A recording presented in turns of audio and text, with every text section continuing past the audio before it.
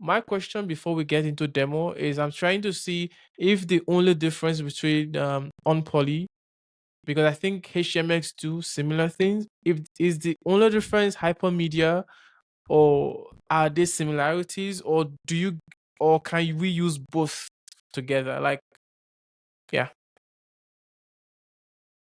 Okay, so there are a lot of similarities with Okay. htmx. So basically, Carson already had a similar library called Intercooler, which Yeah. was created a few months before I started working on Poly, and I eventually wow. got to know him. But again, that was like a parallel development. Okay. But it has similarities in that we also use attributes. Like ours are not prefixed with hx or prefixed with up, but Hey everyone, welcome to yet another Teach Kelvin Your Thing session. This is session number 63, if I'm not mistaken, on the list. And in the previous section with Carson Gross of htmx, he mentioned this little library he liked called Unpoly. And I did a quick Google search for it, then I found the creator of Unpoly. And here we have Henning, who's going to teach us about how to progressively enhance our HTML. I really don't know what that means yet, but that's why we're here. So nice to meet you, Henny. How you doing? I'm great. Thanks for having Awesome. me, Kevin. My pleasure. So let's do all the formalities. Could you please introduce yourself? Tell us who you are, what you've been doing, and most importantly, a fun fact about you. So just get the ball rolling. Fun fact. Okay, so Yeah. so I'm currently head of development at a Ruben Race agency in Germany. So we call it Okay. Makandra, and that's probably important for the context because it's like my day-to-day job is iterating on and maintaining a lot of applications concurrently. So I'm not working on one big thing, but on many different apps together with my team. And so what I'm going to show you today is an extraction of things we saw repeating over and over in client projects. So that's maybe important for context here. Yeah. Okay, a fun thing. Fun thing. I the army once gave me a medal for web development. Oh, okay. like Were you it's were you been in the a long time. army? Yeah, so like 20 years ago, so we still had the draft in Germany, and so I wow. was stationed at a place where I could like write a web application to solve a problem that the army had, and Wow. they liked it so much that I got a medal. Like, yay, that's really amazing. Like, it's just fun to see the different applications of the web. That's amazing. I would never have imagined that would be your fun fact, but I love it. Thank you, Henning, for sharing. Right. So you mentioned you lead in a web dev shop on Ruby and Rails, right? That's really, really interesting. And you said something I really like so much because I love extracted technology.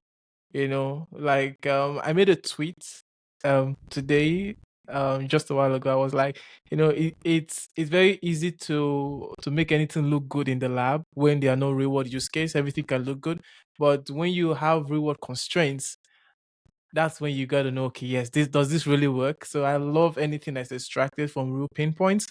So speaking about that, I think we should, start with first of all, let's start with what does it mean to progressively enhance HTML? Then we'll go into like the different problems, the patterns you saw, then you extracted into Unpoly. Yeah. Okay, so basically, the first web applications we ever had were like a server that runs a full HTML page, and that HTML page has links on it and forms on it, and you click on it, and then the server runs a new HTML page, right? That's the way that we did web applications before we had single page apps and React and so on. And that's still a way you can do web apps today, but it has a lot of limitations because it's essentially a slideshow, right? So you get like one picture, like one state, and whenever the user does anything, you just tear down the entire document and you get a new document. And so every time you click a link, you lose any state that's not encoded in the URL, basically. So any unsafe form fields, scroll positions, focus positions, maybe any client-side state you would have in a component is just gone, and the page is rebuilt from scratch. And so the idea of progressive enhancement is, for instance, you take the same server-side rendering model, but you, for instance, you have a piece of JavaScript that intercepts the click on a link, and you no longer replace the entire page, but only a fragment on the page. And that already, this one trick solves a lot of issues that I just mentioned. Because when you don't replace something that you don't need to change, then you don't lose the state there. You don't lose scroll positions and so on and so forth. And basically, the Unpoly library that I'm going to show today is just like 9 years of iteration on this one idea that links and forms update fragments instead of like the entire page. But why it's called enhancement is you could just take away like all that JavaScript and all these enhancements, and the application would still work mostly. It would not work like as like it wouldn't be as nice. It's like the navigation would be a little more rougher, and you would lose all that client-side state I mentioned earlier, but it would still do its job. And also like the way you write that application is like a similar model that we had back in the days, where you have all the logic on the server. You don't split so much logic between the front and the back end, which like has advantages. It's usually less code than when you have like two stacks, one on the back end, one on the front end. And also like you have synchronous access to your data, because the data is already on the server where you render. You don't have to write a JSON API just to like fetch the data to the other side. And of course, you have more choice in the language you can use to write your business logic in, because you don't have to write it in JavaScript necessarily. I mean, you can write it in Node or JavaScript if you want, but you don't have to. So like we like to do it in Ruby, but of course you can use like a lot of Elixir shops are using Unpoly, or I guess PHP is an option. You could also do it in Node, but you have the choice. That's my point here. Yeah, that's interesting. So, off the top of my head, you've said, because most times when I have people who don't, use the single page application paradigm, right? There's always this concern of, very heavy clients, and they want to like have lots of the logic in the back end, which I also prefer most of the time. So I want to paint a picture because I've had a session with Jorge from 37 Signals, and he did show me Turbo and Hotwire. So how does it contrast? Because like I just want to contrast, because I know Turbo and Hotwire, they are in the same model of not too much work being done on the client, right? Like use the backend and let the backend drive. So how does it compare? Like what is the model like? You mean what's the difference to Hotwire? Yes. Yeah. I mean Hotwire. I mean it's like an umbrella for like many different libraries. Yeah, Turbo and Stimulus and the rest, right? Yeah, and there's like Turbo Streams, and there are like Turbo Frames. I mean the most similar subproject would probably be Turbo Frames, because that's also about like exchanging like fragments without and by keeping like the other shell of the application intact. But I mean Turbo Streams is more like a way you can basically just do arbitrary DOM changes by sending a particular markup. That's but it needs to be in a turbo stream. You don't send HTML back, just in the turbo stream. It's a different format. So that's not the model we're using. In our model, we just have a server that just runs HTML. It always renders entire screens, but we only use a part of it. So I mean, there are some similarities, but it feels very different when you use it. Also, like Hotwire is a pretty new framework on the Rails, but I think it was like released in 21 or something. And like Unpoly has been around for much longer, since 2015. Wow. So it's like a completely different branch of evolution here. Yeah, that's 9 years, right? Or more. Yeah. Wow, I didn't expect it to take 9 years. So it's yeah, so that's a pretty long time. So yeah, so definitely, like you mentioned, you can't really compare with Hotwire 1-to-1, because you're more like in a more agnostic, the server is sending an HTML, but instead of rendering everything, you know how to diff and get the changes, so that only the part of the page that needs to change, so that you could maintain client's state and scroll positioning and all that, right? So I think a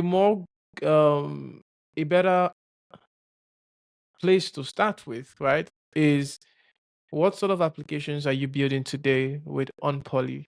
And yeah, I think that's a good entry. Okay, I mean, there are some class applications that are not a great fit for server-side rendering, right? Like you probably wouldn't write like an action game Okay, of course. on the server, because you just need this. You just cannot get around the latency. So you always have to bridge the network gap. Like whenever you need to do optimistic rendering, meaning that like the user makes interaction and you want to immediately see the results without asking the server, that's like a case where you need client-side code. Just no way to do it with server-side code. I mean, you can work around latency a bit, and we do it like by preloading things and caching stuff, and there are ways to outsmart latency a bit, but in the end, the data needs to go to the server and back. The kind of applications like that's a better fit is okay, take an application, like I don't know, like GitHub or like any kind of project management server, maybe a backend application for some small business where you have a lot of CRUD screens, where the user doesn't like click hectically like 1,000 times per second, but the user makes a click and then she fills in some form fields and makes another click and navigates away and navigates to another page. Like every few seconds you have an interaction. That's a great fit for a server rendered application. I mean, you also can do like a hybrid approach.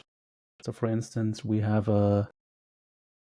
we are maintaining an application that's basically a chat that has end-to-end encryption between the chat participants, because like it's a chat for healthcare and sexual diseases. So it's like a very sensitive topic, and we don't want to store that data on the server at all. So it's just end-to-end encrypted between the chat participants.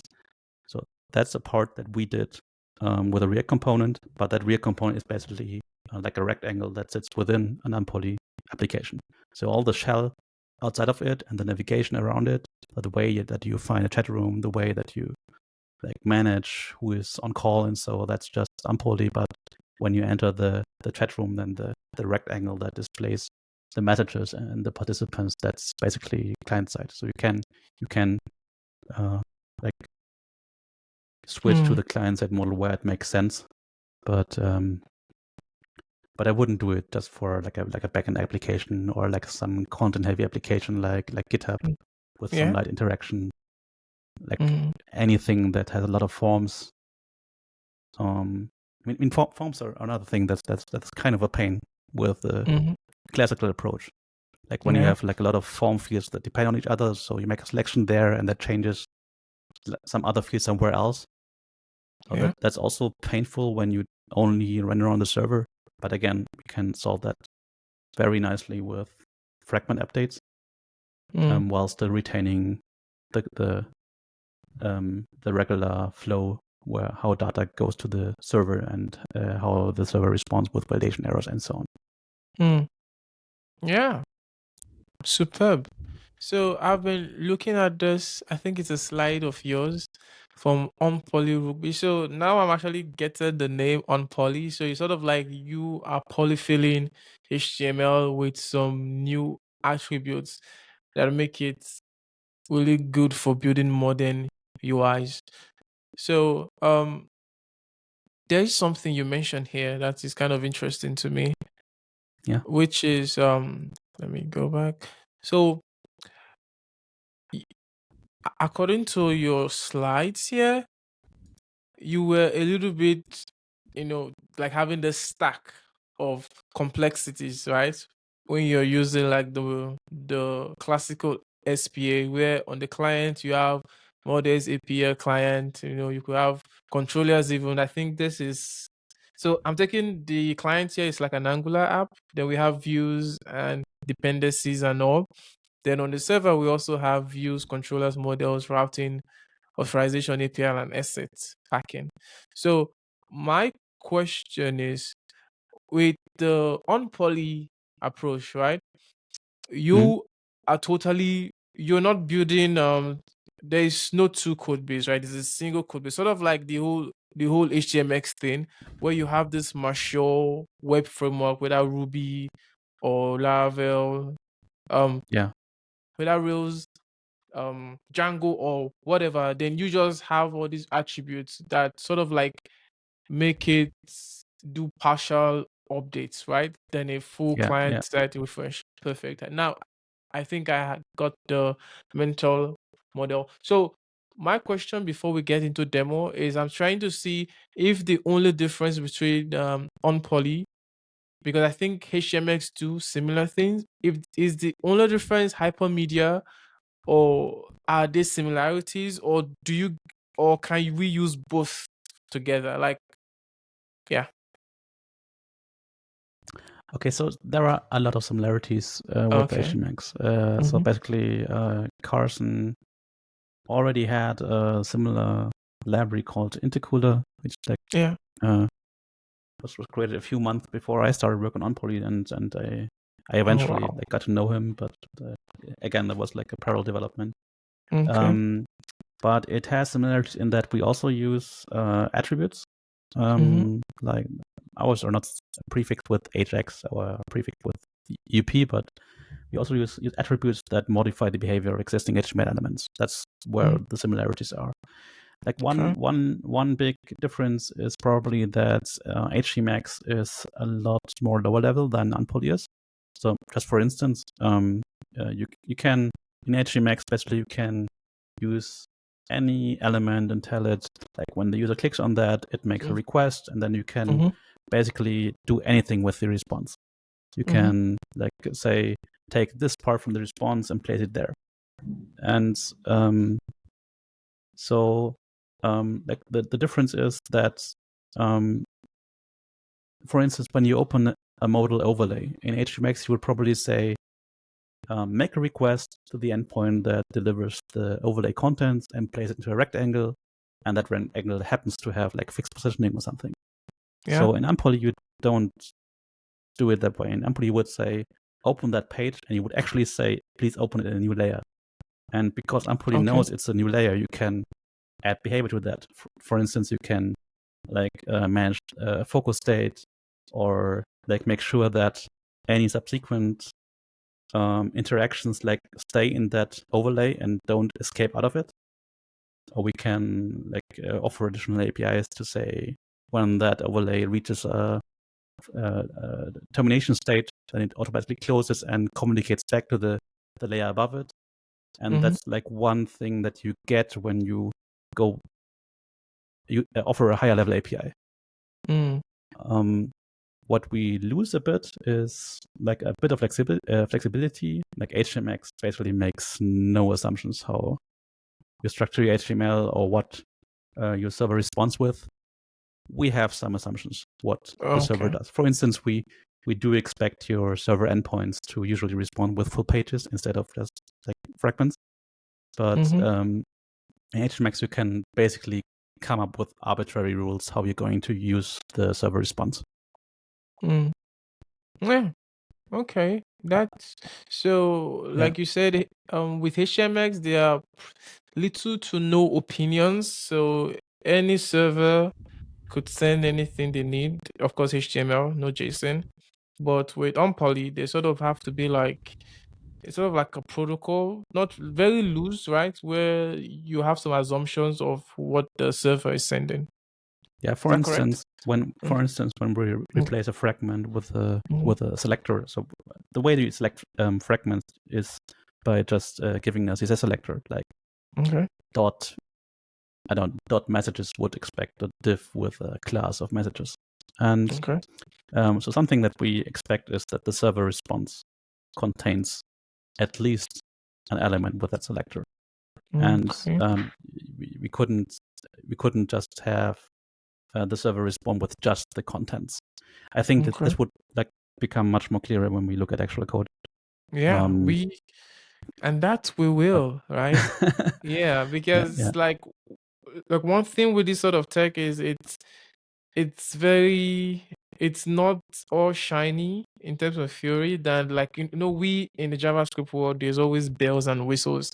But you've been using this for 9 years, and I would always want to see what has been stable and how we use it. So I think we could get into code, see how it fares. So we could sort of like move from check all the things that Unpoly does. Of course, we can't go over the 25 attributes, but I'll let you guide me, and I'm going to ask questions as we go on how it works. Yeah. Okay. Then I guess I'm going to share my screen. Yes, please. So let me see if that works for you. Yep, works good. Yeah. Okay, so that's our website. And there's a little tutorial that maybe shows you a little how it works. So hang on, here, there's some code. Right. So, but what we have here are like 2 pages, like called back HTML and front HTML, and there are just 2 cards. And back HTML is the back side of the card, and the front HTML is the front side of the card. So usually when I would link from the back HTML to the front HTML, both of these cards would flip to the front. But the behavior is that I just can flip individual cards here. And the way that I do it is, and on the link, I say up target, and like I'm targeting a selector. And what that does is like it expects that the server response contains at least an element matching that selector. And only that selector is going to be updated with the response, and everything else is discarded. So that's why that thing only flips the first card, and that thing flips only the second card. Okay, so how are you doing this? Of course, this is some JavaScript in there, because I see there's no server-side changes required. Yeah. So what we do is we intercept any click on a link that has an Unpoly attribute, like for instance up target, but there are other ways, like there is up follow, up preload, or up instant, and so on. And then we do the page transition in JavaScript, and like we do a lot of work to make it feel like it would be an actual transition done by the browser. Like we update history, we update focus states, we update scroll positions, we compile like new client-side components in the new HTML and so on. So it feels like an actual transition. And that's a lot of work because the browser does a lot of work there. But yeah. Nice. So it's opt-in. If you have a link without an Unpoly attribute, it would just like be a regular link. Like you make a full page load. No JavaScript there. So it's always opt-in. Nothing is automatic here. So, and now we can like do a few things with that idea. For instance, we could. So we earlier talked about overlays. So in this this link here like opens an overlay here. and we do it with the upLayer new attribute. So I could add an upTarget attribute also here, like to say what I'm going to open in the new overlay. But whenever I omit the upTarget, it will just update the main element, which is like the main content section of your page. Because a lot of the time, you're just going to update like the main section, but leave, for instance, the navigation around it. Nice. Okay. I mean, then we can do like stuff like animating the fragment changes, of course. So that's the basic idea. Mm-hmm. I mean, we could look at the way that we use it in an actual application. So that's like I don't know, like a very basic ERP system or something. It's not a real application. It's just something that we built to demonstrate Unpoly here. So we have like the navigation on the top, and I added this yellow flash down there just to see what is going to what is being updated. And anything that's not yellow is like staying. Nice. So for instance, we have this company here again.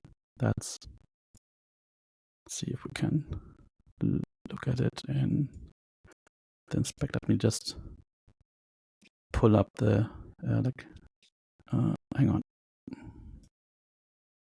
We don't need the console here. So again, we have the upLayer attribute here that opens it in a new overlay.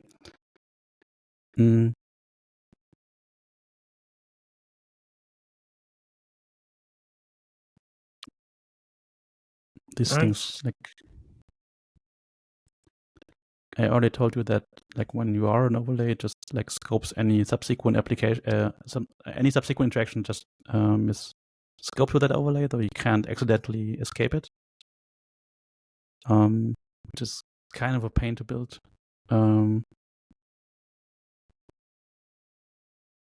Okay, I'm just going to click around until you have a question. So, so this here is like a find as you type thing. So I can just like enter some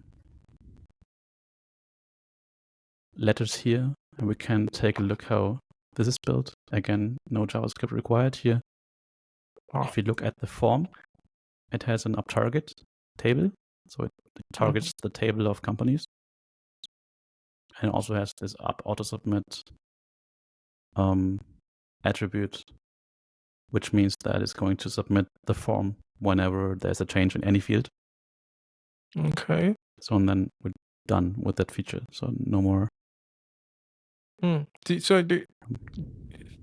does it do debouncing, or it's always going to for every keystroke? You can configure how you want it. You can, but it never does any concurrent requests. So like when you if I ever have like enter key KE and I enter like a third character, and when I'm still loading the KE query, though it would wait until the query has terminated until I'm adding another one. So that's something that you need to care a lot when you start going away from the full page loads to fragment updates. What happens with concurrent input? Like for instance, you have like a form, like a complicated form where, hang on, let's see, we have a more complex form. When user are typing like faster than you can update stuff from the server, then you can have concurrent input where the user is typing into fragments that are going to be replaced. And we do a lot of work that we always have consistency eventually. But that is something you would need to care about when you leave the full page model. It's also something that you need to care about when you do just do a fetch in a client-side component. But as developers, we sometimes forget to do that because it's always fast in development, right? Yeah, it always is. Yeah. So so from everything you're saying, right? Like this model I'm looking at right now is an HTML file, right? Yeah, I mean we can take a look at the model if we access directly. So you see that Oh. This page actually exists as a full page here. Oh, I've seen this behavior somewhere before. I think even maybe on GitHub or where if you click, it brings a model, but if you load the page, it's a full page. That's an interesting pattern. That's very interesting. And Yeah. you said this, okay, yeah, that's what you mean by progressive, right? Because if the user didn't click or if they load the page, they can actually go to a new page without the JavaScript. Yeah. That's cool. And it also allows us to reuse the same screens both as a full screen page and a second time in an overlay. Like for instance, we had the company, like here the new company form here. So when I create a new project, I need to select the company here.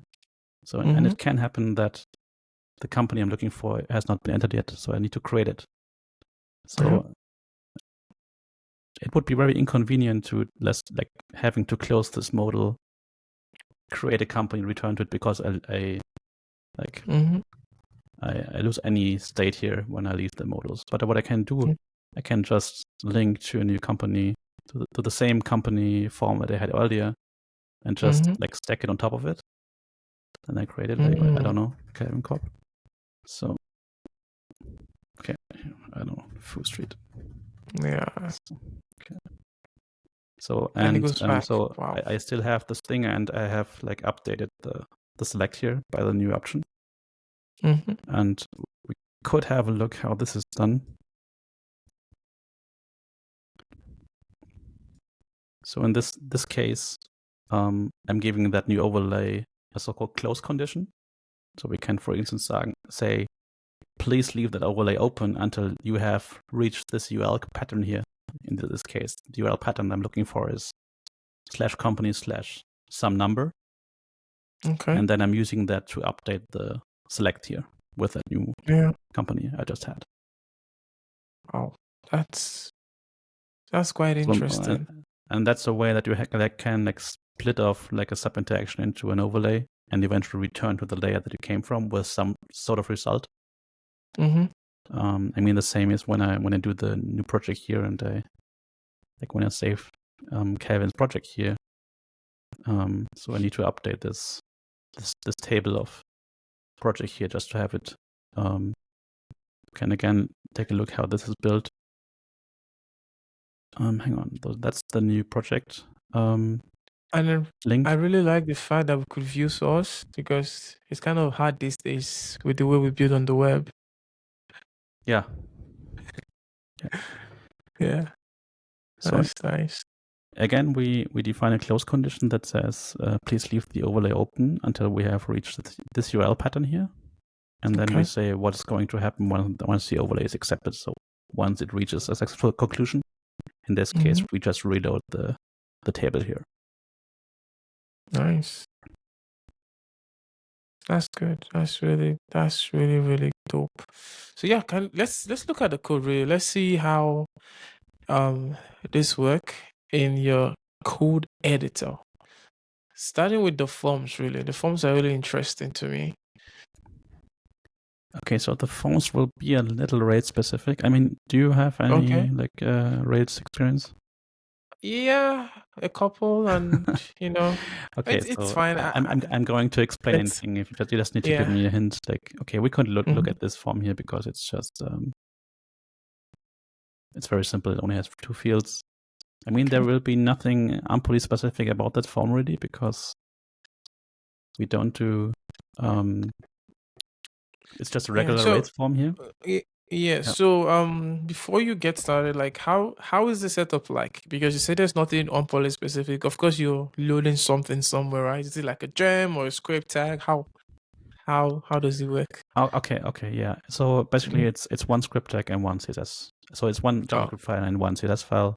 You can makes sense. You can so in that case, it's available as a Ruby gem, but you can use it you can download it from npm. You can link a CDN. You could just like download the files and just place them into the folder. So it has no dependencies. So it's like really easy to embed into existing applications. So in that case, so we have this layout here. Hang on. So Okay. in that case, like, oh no, it's part of our Rails application bundle here. So we just, Okay. okay, that's a little Rails specific, JavaScript but include tags, basically application we default only true. require like here one JavaScript file, and the style Okay. sheets we also like require a single CSS file. Okay. These styling, they do what? So it does not have a lot of styles, but for instance, the overlays have like this unopinionated white box with an X in the corner. So we need a little style to Okay. make this overlay work. Okay, But other than that, it does I can not change change the it, styles right? of your application. Yeah, of course. So it's Okay, like cool. um, Okay, nice. it's very basic style just to make this box look like a box and not. Mm-hmm. Okay, cool. That works. So let's see the form. Let's look at the form. So we want to look at the company form.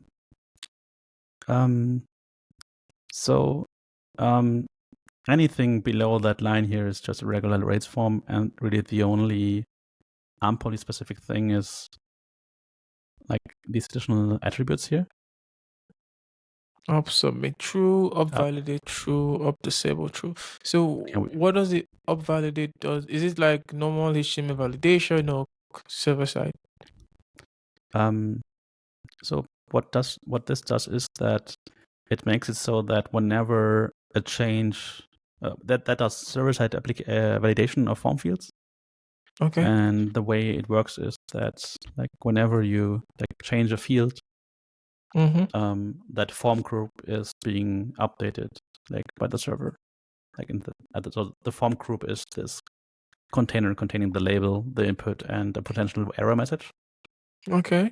And basically what this does is it submits the entire form to the server and just includes an additional request header that says, please don't save that form, just validate it. Oh. So we can have a look at the endpoint that does this. Yeah, that would be fun. Okay, that's in that case we are okay. Again, an endpoint that saves an existing record is called update in a canonical Rails controller here. And when we go into the save company method, we see that we have like 3 cases here. So we have the case where Unpoly asks us to validate.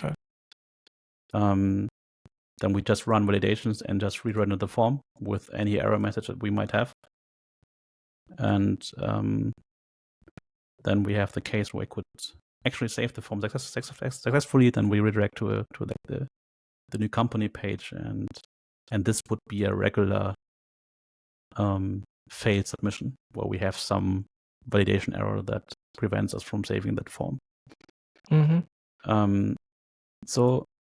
But since we only replace this form group here, so we can maybe have a look at the requests making. So I'm going to add like what Kelvin Corp we had earlier. So okay, let's have a look what this sends. So we have okay. I think that's the request here. And I wanted to look at the request header. Okay, that's long header.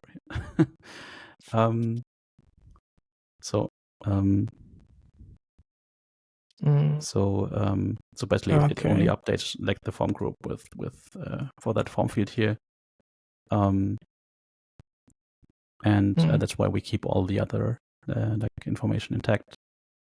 This app validate thing is also like a good way to do dependent fields. Like for instance, like let's take a look at a new example here. You have this postage calculator here. You can select the continent, and then it shows all the countries on that continent, and then you need to enter the weight.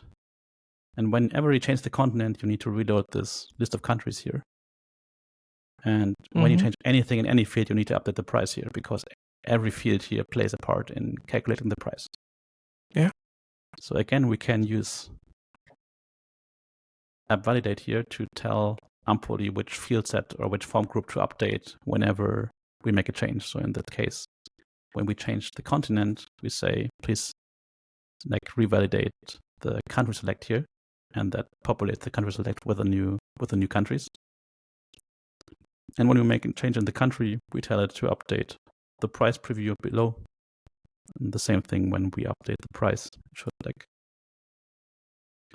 update the price here. So that's like a nice way to have like really weird dependencies in a form, and it really requires no JavaScript at all to handle it. Like you just tell Unpoly which part of the form might have changed, and then it revalidates that with the server. That's interesting. So one question that's been nagging me is, if say you don't require JavaScript, is it that you're saying that this is done with HTML fragments and no first party JavaScript like the one I author, but the one that Unpoly provides? Is that the case?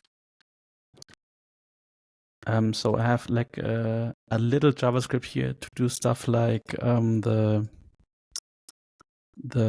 yellow flash I showed earlier here, just to have a better demonstration, and also these help dots here just to make a better demo. But there is no custom JavaScript to make any of this work. Okay, no custom JavaScript, meaning no custom user line JavaScript. Just so, because I see you're doing some SHL and some HTTP headers, right? So I guess okay. I think I know where you're coming from. So whenever Unpoly really only expects your server to respond with full HTML pages. You don't need any component on the server. Like for instance, our documentation page here, that's just a static page. It's just a folder full of HTML pages here, and it still works. But what we do is we send some like custom headers just in case you want to react differently to like an Unpoly request. Like for instance, we give the server the selector we're updating in case the server wants to optimize its response and not send any HTML that's not going to be used. That's an optimization you can do, but you don't need to do it. Like in the same way that we saw earlier when we make a form submission and we only validate the form. We don't want to submit it, we only want to validate a form group. Then we give it like this hint in the form of a request header that says, please don't only validate that form, don't submit it. And the server can react to that, but it doesn't need to react to that. Nice. Does that make any sense? Yeah. Yeah, definitely. So I think it makes complete sense. You're supercharging HTML, no custom JavaScript, and all those headers and everything makes it progressive. Yeah. So I think someone who would definitely get started with Unpoly is definitely someone who's like heavy server-centric, like you understand, like you're working with a web framework like Rails, right? It has this appeal where you just sprinkling attributes, right, on your HTML, just like the way we like Tailwind CSS, right? We don't want to write any .view or .jxs or all those kind of client-side things, but I just want to supercharge the HTML. I think it makes sense, really.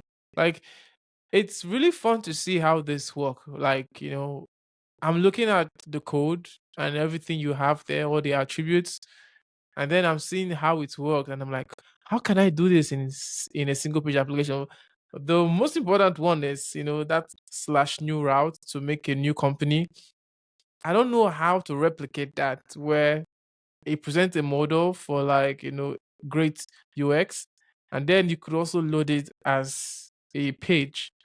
I'm not sure how that would work in a single page application, but that's really fun to see that's possible elsewhere. Yeah. I mean, it's so something that we don't want to do. We don't want to be like the anti-JavaScript framework or something. So we do write JavaScript also in Unpoly apps for like components that need it. It's just that like in an application like that demo that we saw already here, which has like only some CRUD screens and some searches and maybe some forms, that's like a case where we don't need it. But we do give you a way to structure your client-side code in case you have it. Just let's see an example of that. Really, when we have these called compilers, where you just say, in that case, whenever an element with that selector enters the DOM, please run this function on that element. So it's kind of like a custom element in HTML. Just it reacts to like arbitrary CSS selectors instead of new element types. And it's looking like jQuery. Yeah, sort of but it's just something an API. I mean, something that jQuery didn't have is to say which JavaScript should be activated on which kind of elements. That's something that wasn't part of jQuery. But that's probably code that you have written yourself a few times when you did jQuery back in the days. Yeah. But the one advantage that we have is like when we like register code like this, Unpoly can give us the guarantee that these elements are going to activate it on the initial page load, but they're also going to activate if such an element appears in a later fragment update. Okay, that's always been a pain. Like for instance, when you did jQuery, that we had a lot of JavaScript that ran when the page loaded, but whenever you like added elements after the page load, that code no longer worked because that element wasn't there when the page was loaded. So like this is a way that we can like also give users a way to, for instance, like come up with their own attributes, for instance, or their new elements or something. And so they can like extend HTML with their own like dialect, invent new attributes and such. I don't know if that made any sense. Yeah, for sure. It makes it's a new model. I'm not gonna lie. I'm still like, okay, like those sort of times where you get it, but you kind of guess, do I really get it? But I will like, okay, I think I get it. But I think I get, like the gist of Unpoly and everything so far, including this up.compiler, for you to run your own JavaScript. Yeah, it makes sense. It makes sense, really. I think we're good. Thank you so much for the demo.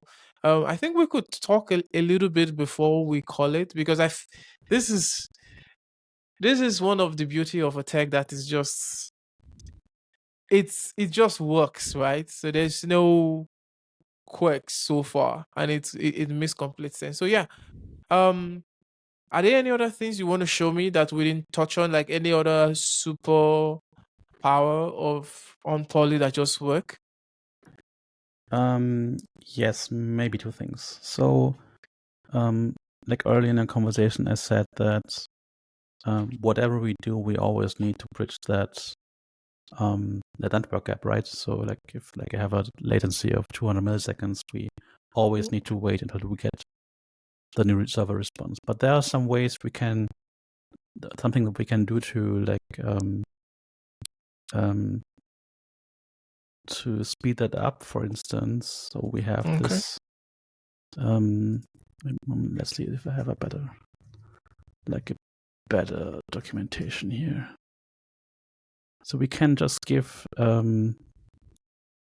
link and like this a preload attribute here, and what it does is that link is already going to load when I start hovering over the link. So when I click it, it's going to like respond instantly.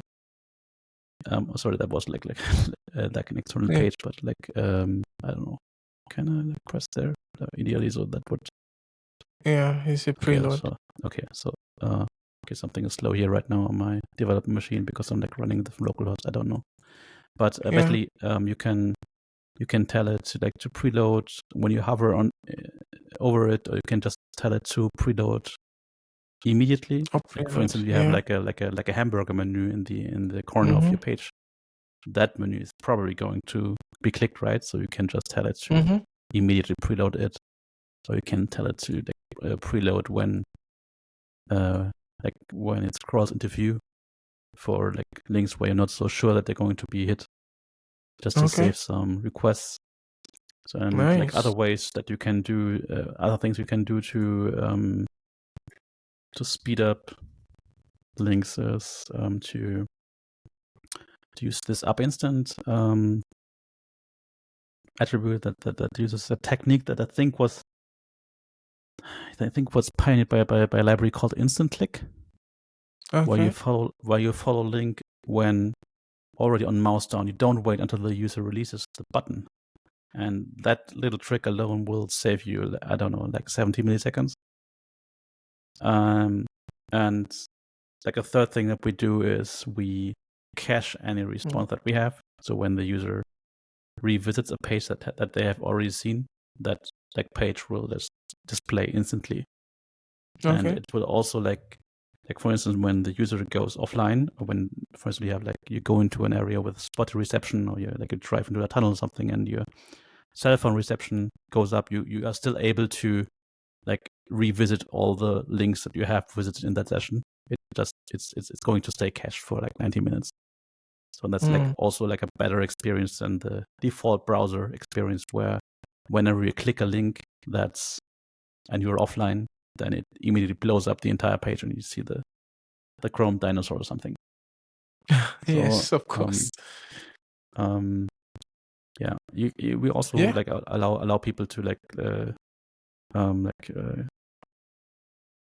register their own so there's a very rich event model. For instance, you can say what should happen if the link cannot be followed, or you can even have some global behavior that asks the user to retry a link when it timed out, has failed. So that's all stuff that we can do, like by iterating on that. By iterating on that fragment idea, and since we're in control of like following links, we can offer stuff like that.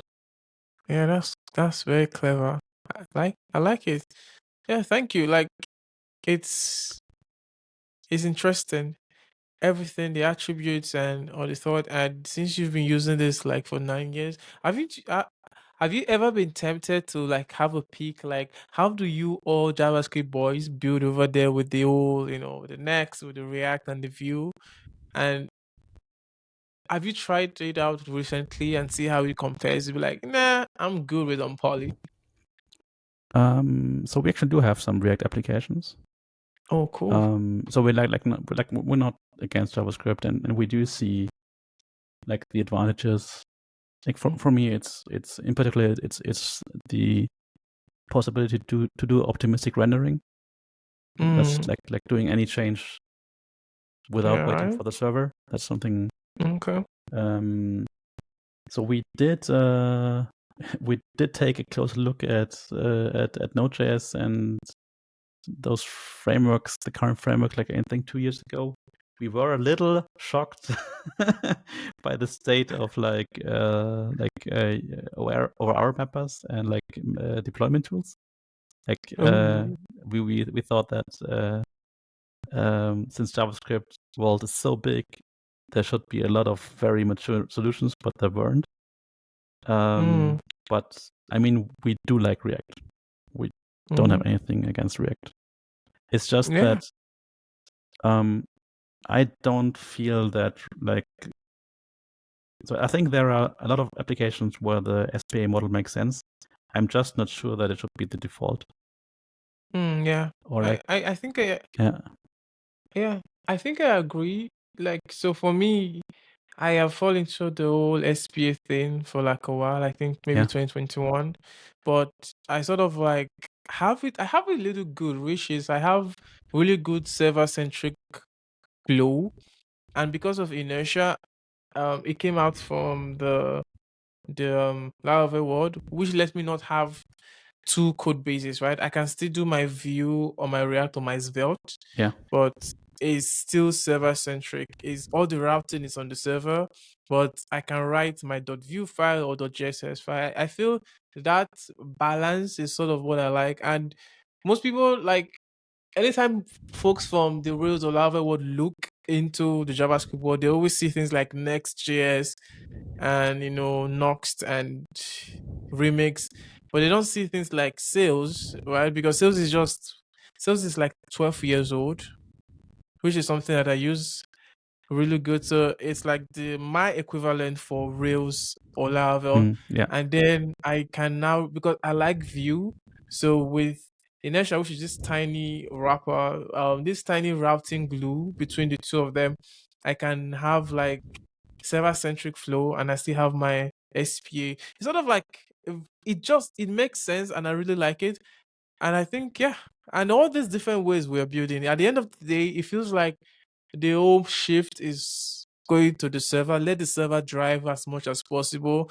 Then the client could do what it does best, for interactivity when it makes sense, especially for optimistic UIs. So this is good. Thank you so much, Henning, for showing me Unpoly. So yeah, I think we could stop sharing your screen as we wrap up. We have like a couple minutes left, and so how can folks reach out to you if they want to learn more about Unpoly? Yeah. So the best way to like engage with the community is that we have a community tab on unpoly.com. Okay. That links to like our GitHub and our Twitter page. Like if you want to like follow me personally, I also have a like a Twitter profile or X profile, I guess I should say. Yes.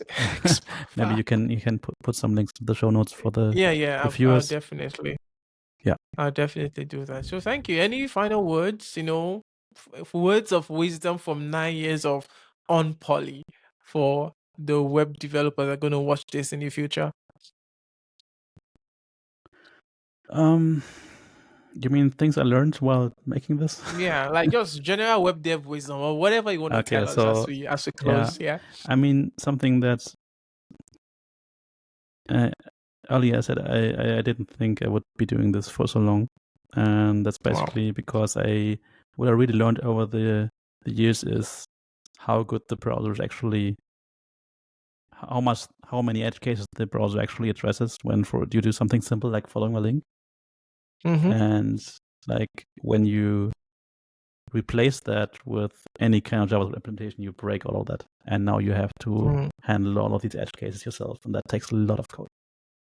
And so like I have found like a little more respect for the browser makers for all the little edge cases they do when like I don't know, when people click a link and while it's loading, the user clicks another link and then the responses arrive in a different order than you click. It's all handled by the browser, and you either need to handle that in your own JavaScript code, or like you need a tool that does it for you. But yeah, that's something that I learned the hard way.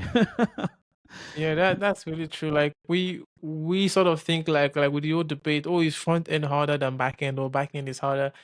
Just think about being a browser maker. Like I can't even fathom how those folks are writing for all the different things we throw at the browsers and how it's been working like, for decades upon decades.